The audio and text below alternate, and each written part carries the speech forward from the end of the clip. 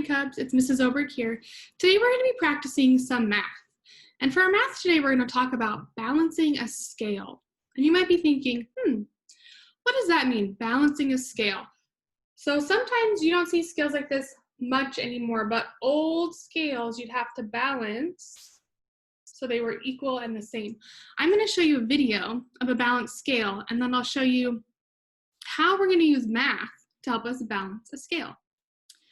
In this video we're about to watch, we're going to watch this scale be balanced. So you'll see how different things are being put on the scale and how when it's balanced, that means they both have the same on each side. That's going to be important to remember. When we have a balance, it means it's the same on both sides.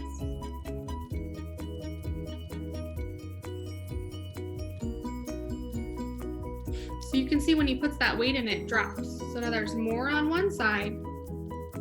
We're going to see as the scale changes once it gets to the same.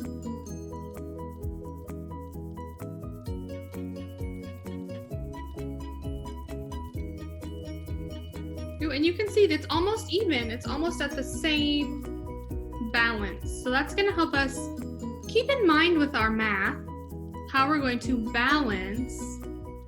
All right, Lion Cubs, now that you've seen that video of how to balance a scale, it's going to be your job to balance this scale.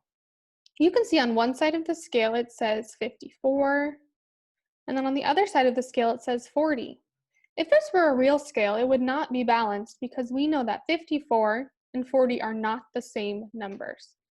So it's your job to see what can you add in this pink triangle and this yellow circle, or what can you take away to make these numbers the same.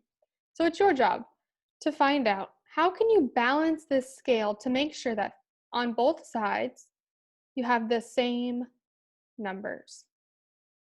If you think of one idea, maybe try to challenge yourself and think of another.